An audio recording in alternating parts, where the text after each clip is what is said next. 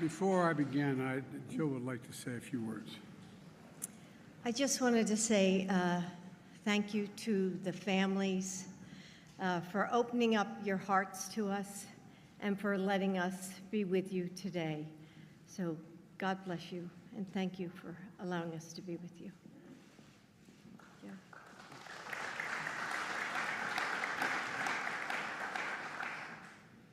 Majority Leader Schumer and Senator Gillibrand and Congressman Higgins. And Gov, thank you for taking my call when I called. And I'll never forget what she said. I said, I'd like to maybe come up if it's okay. She said, this is a big Scranton. Come. And I think you're doing a heck of a job. Thank you. Thank you for your heart as well as your head. And Mayor Brown, you've been wonderful. Thank you. And I know this is a lot of, when a vice presidential or a presidential chip shows up, there's all kinds of paraphernalia and people, and I know it's not easy. I want to thank your law enforcement officers for not just what they did in this crisis, but for accommodating us, and all the elected officials and law enforcement officers, first responders, and faith leaders that are here today. Jill and I have come to stand with you. And to the families, we've come to grieve with you. It's not the same, but we know a little bit what it's like to lose a piece of your soul. When you lose a son, a daughter, a husband, a wife, a mother, a father. The feeling of having that, as I said to some of you when we talked privately, you feel like there's a black hole in your chest you're being sucked into, and you're suffocating, unable to breathe. That's what it felt like, at least to us, and I'm sure some version of that feels that way to you. The anger, the pain, the depth of a loss that's so profound.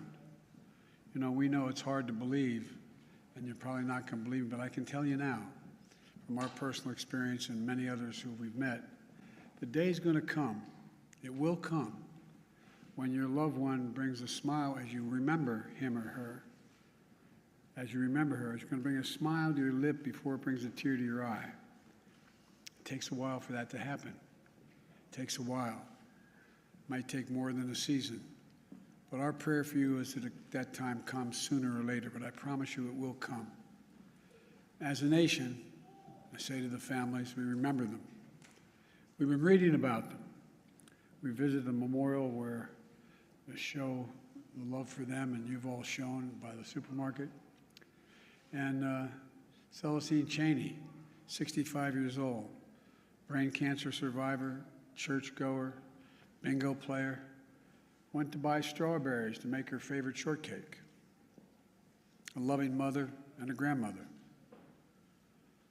Roberta Drury, 32, beloved daughter and sister, moved back home to help take care of her brother after his bone marrow transplant. She went to buy groceries for dinner. The center of attention, who made everyone in the room laugh and smile when she walked in. Andre McNeil, 53, worked at a restaurant, went to buy his 3-year-old son a birthday cake.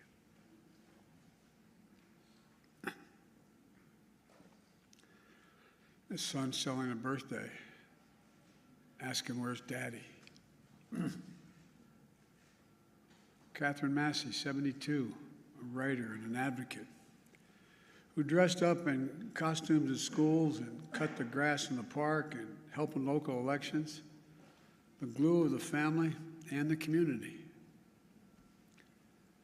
Marcus Morrison, 52, school bus aide, went to buy snacks for a weekly movie night with the family, survived by his wife and 3 children and a stepdaughter, the center of their world. Hayward Patterson, 67, father, church deacon, fed the homeless at the soup kitchen, gave rides at the grocery store to neighbors who needed help, putting food in the trunk of others when he took his final breath. Aaron Salter, 55, retired Buffalo police officer for 3 decades. 3 decades. Loved electric cars, hero who gave his life to save others, on a Saturday afternoon. And had that man not been wearing that vest that he purchased, bulletproof vest, a lot of lives would have been saved.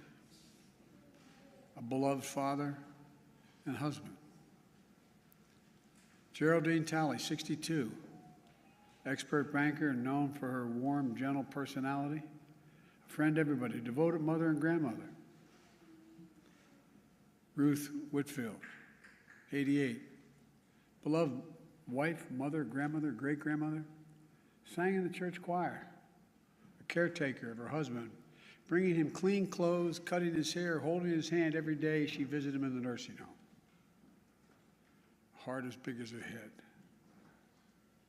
Pearl Young, 77, a mother, grandmother, missionary of God, public school teacher, who also ran the local food pantry. Loved singing, dancing, and her family. And all three are injured. Zaire Goodman, 20, shot in the neck, but fighting through it. Jennifer Warrington, 50, Christopher Braden, 55, both treated with injuries on a long road to recovery. Individual lives of love, service, and community that speaks to the bigger story of who we are as Americans. A great nation, because we're good people. Jill and I bring you this message from deep in our nation's soul. In America, evil will not win, I promise you. Hate will not prevail, and white supremacy will not have the last word. For the evil did come to Buffalo. It's come to all too many places. Manifesting gunmen who massacred innocent people in the name of hateful and perverse ideology, rooted in fear and racism. It's taken so much. 10 lives cut short in a grocery store. Three other wounded by a hate-filled individual who had driven 200 miles from Binghamton in that range to carry out a murderous, racist rampage that he would live stream to the world. What happened here is simple and straightforward. Terrorism. Terrorism. Domestic terrorism. Violence inflicted in the service of hate and the vicious thirst for power that defines one group of people being inherently inferior to any other group. A hate that through the media and politics, the internet, has radicalized, angry, alienated, lost, and isolated individuals into falsely believing that they will be replaced, that's the word, replaced, by the other, by people who don't look like them, and who are, therefore, in a perverse ideology that they possess and being fed lesser beings. I and all of you reject the lie. I call on all Americans to reject the lie. And I condemn those who spread the lie for power, political gain, and for profit. That's what it is. We've now seen too many times the deadly and destructive violence this ideology unleashes. We heard the chants, "You will not replace us," in Charlottesville, Virginia. I wasn't going to run, as the senator knows, again for president. But when I saw those people coming out of the woods of the fields in Virginia, in Charlottesville, carrying torches, shouting, "You will not replace us," accompanied by white supremacists and carrying Nazi banners, that's when I said, no. No. And I, honest to God, those who know me, Chuck, you know, I wasn't going to run for certain. But I was going to be darned if I was going to let anyway. I'm going to get going. Look, we've seen the mass shootings in Charleston, South Carolina, El Paso, Texas, and Pittsburgh, last year in Atlanta, this week in Dallas, Texas, and now in Buffalo, New York. White supremacy is a poison. It's a poison running through it. It really is. running through our body politic. And it's been allowed to fester and grow right in front of our eyes. No more. I mean, no more. We need to say as clearly and forcefully as we can that the ideology of white supremacy has no place in America. None.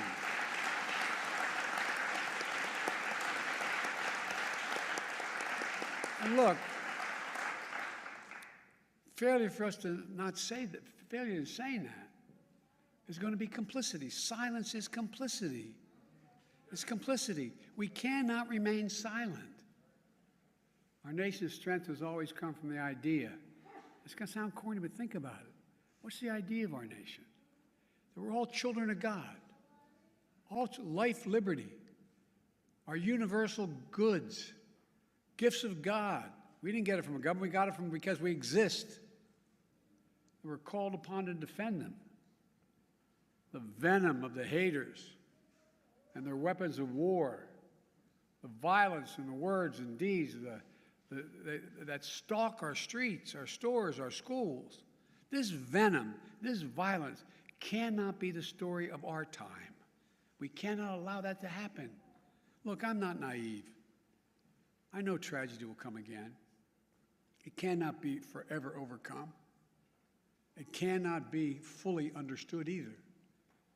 But there are certain things we can do. We can keep assault weapons off our streets. We've done it before. I did it when we passed the crime bill last time, and violence went down, shootings went down. You can't prevent people from being radicalized to violence, but we can address the relentless exploitation of the internet to recruit and mobilize terrorism. We just need to have the courage to do that, to stand up. Look, the American experiment in democracy is in a danger like it hasn't been in my lifetime. It's in danger this hour. Hate and fear are being given too much oxygen by those who pretend to love America, but who don't understand America. To confront the ideology of hate requires caring about all people, not making distinctions. Reverend, the scripture is seeing that we're all part of the divine. Love thy neighbor as thyself. That's the America I know, that Jill knows. And most deserve the most, look, we're the most multiracial, most dynamic nation in the history of the world. Now's the time for the people of all races, from every background, to speak up as a majority in America and reject white supremacy. These actions we've seen in these hate-filled attacks represent the views of a hate-filled minority. We can't allow them to distort America, the real America. We can't allow them to destroy the soul of the nation. As President of the United States, I travel the world all the time. And other nations ask me, heads of state in other countries, ask me, what's going on? What in God's name happened on January 6th? What happened in Buffalo? What happened? They'll ask. We have to refuse to live in a country where black people going about a weekly grocery shopping can be gunned down by weapons of war deployed in a racist cause. We have to refuse to live in a country where fear and lies are packaged for power and for profit. We must all enlist in this great cause of America. This is work that requires all of us, presidents, politicians, commentators, citizens. None of us can stay in the sidelines. We have to resolve that here in Buffalo, that from the tragedy, this tragedy will come hope and light and life. It has to. And that on our watch, the sacred cause of America will never bow, never break, never bend. And the American we love, the one we love, will endure. So to the families, from your pain, may we find purpose to live life worthy of the loved ones you lost. From a hymn based on the 91st Psalm that's sung in my church, May he raise you up on eagle's wings and bear you on the breath of dawn, make you to shine like the sun, and hold you in the palm of his hand. That's my wish for us. We can do this if we resolve to do it. If we take on the haters and those who don't even care, it's just about profit and politics.